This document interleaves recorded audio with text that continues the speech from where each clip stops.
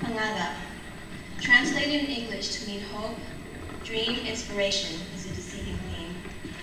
Hope by technical definition seems simple enough, yet how could I convey a precise understanding of hope beyond that which is something intangible, a feeling that transcends primal desire and motivates us to plow through our obstacles, sometimes desperately to achieve, reach, realize a goal or success. Sometimes our individual hopes are personal.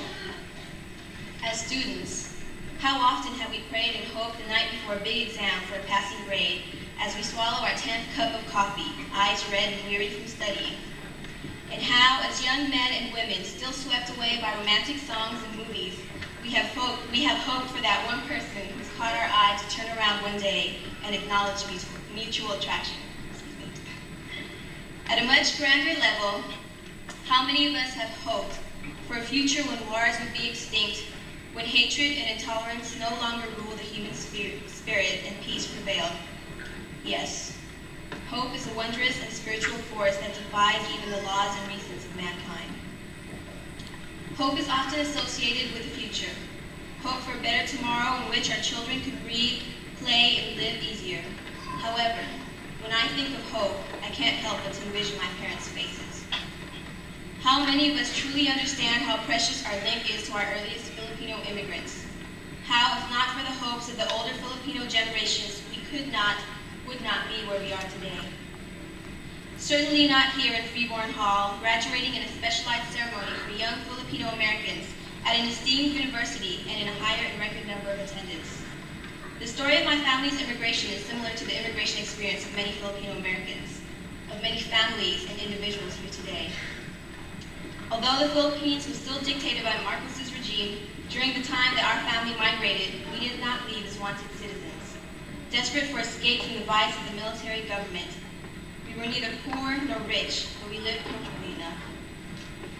We had a house, cars, and a maid to do our cleaning, cooking, and washing. Despite our material comfort, in May 1983, when I was 8 years old, we left everything we had behind and moved to New York, USA, to start over from scratch, literally. We came to America with little more than each other and our hopes. Though our early beginnings in the States were meager and difficult, we were still more fortunate than others who had come with even less. It has taken me many years, the last 4 years here at UC Davis, contributing most significantly, to begin to understand and appreciate the sacrifices that were made for my benefit. Sacrifices that were made for the hope that my younger brother and I would be blessed with the opportunities that were not available to our parents. I know now that my parents gave up so much more than economic security. My parents were hardly silent martyrs. Occasionally, in moments of justifiable frustration and anger, they would remind me that if not for them, we would have no roof over our heads, no food on the table, no money to spend. These points were routinely delivered during the onslaught of a tirade that usually began with, "How could you be so ungrateful?" Then, I would habitually let the words go in one ear and out the other. Now, as I recall those words, I am sadly regretful. Now I know how true those words ring. When I think of all the sacrifices that our parents have made, the struggles of our Filipino forefathers and mothers for the hope of a better life for their children, I do believe that we have been ungrateful. How difficult it must have been for our parents, grandparents, and great-grandparents to leave behind the security and familiarity of our native land, where all the scents, sights, and sounds signified home. How difficult it must have been for our parents, grandparents, and great-grandparents to abandon the habitual everyday acts of speaking and hearing a language that they were christened with at birth, and to have to get used to a foreign tongue, which they could neither speak comfortably nor be heard with appropriately. How heartbreaking it must have been to realize that the America that they would meet would be so different from the America that they had imagined. Unwelcoming to strangers from a different shore, even resentful to the point of cruelty. How could they have foreseen the racism, the hatred for their presence because they were Filipino? How did they manage to remain so selfless in the face of adversity and continue living in a country that would never accept them completely in order to secure the future of their children? How great their sacrifices, how much greater their hopes. Hope so simple yet so complicated. Hope that encourages us to accomplish the impossible. And so when I say that we have been improperly ungrateful, it is not to undermine our personal efforts and achievements, though we still have a long way to go for equal prosperity within our community, we have gradually come farther in American society than where our Filipino-American ancestors first began.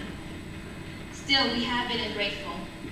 For when we look at the present conditions of the Filipino-American community, I can't help but wonder where and how our work reflects through, aside from individual achievements. The same problems continue to plague our community: invisibility, youth gangs, lack of solidarity and unity, political inactivity, the glass ceiling, ignorance, racism, injustice, discrimination.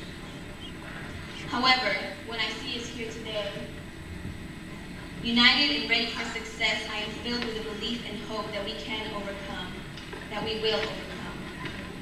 I thank my parents and all those Filipino-American generations that have come before me for paving the path to where I am today, and for willing to me the hopes with which they came with, the courage.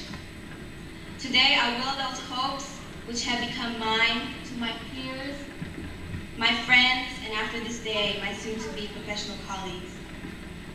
Hope, my brothers and sisters, for greater unity amongst our people.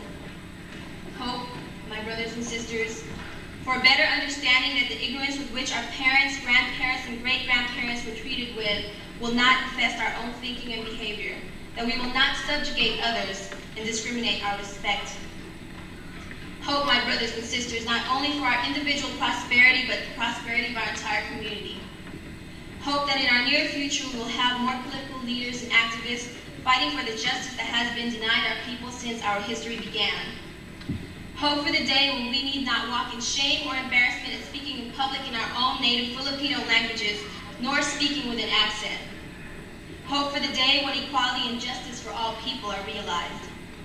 Hope that our growing numbers will no longer be denied and unseen. Hope that we will uncloak ourselves of this invisibility that has been thrown over our heads and our shoulders, muffled our voices, and hidden our actions. Hope especially, my brothers and sisters, that our tomorrows will have someday been worth the sacrifices that our parents, grandparents, and great-grandparents made in their yesterdays. Let us neither forget the fighting history of our Filipino-American ancestors, the field and plantation workers who influenced the chronicle labor and union strikes when they were dissatisfied with their circumstances, the manongs of the bachelor society that defied authority when anti-miscegenation and anti-immigration laws were in effect, the participants of the civil rights movement, the political activists today lobbying for fair and inclusive laws. In the face of adversity, the Filipinos dared to hope, they dared to fight. African-American poet Maya Angelou once said, "Courage, that's what we need. With courage, there's a remedy of hope. We'll be obliged to come out of the varying closets we've hidden ourselves in for the last few decades. Those of us who have submitted or surrendered our ideas and dreams and identities to the leaders must take back our rights, our identities, our responsibilities." After all this talk of hope, I must say that I believe it is unnecessary to encourage you all to hope. Without hope, none of you would be here today. Dare then not only to hope, but to hope and dream big, so big that your hopes include the entirety of our community's well-being. Dare also to be courageous. Dare to fight for our people, for our children, for our parents. Take hold of the reins and dare to, as Maya Angelou said, take back our rights, take back our identities, take back our responsibilities. Secure our future by bringing justice to our past, where we have not only inherited the present from our precedents, but we have also inherited their hopes. Lastly, I say to you, my brothers and my sisters, do not make the mistake that these hopes to be burdensome loads that bear heavily down upon your shoulders. Be proud of our legacy. Lift these hopes high up in proclamation. Be proud that we are successors of great visionaries, warriors, and heroes, inheritors of history rich in both struggles and dreams. Be proud, children of hope. Be proud, be strong, be mighty. To the class of 1997, I congratulate you. You are the hopes of both our yesterdays and our tomorrows. Thank you.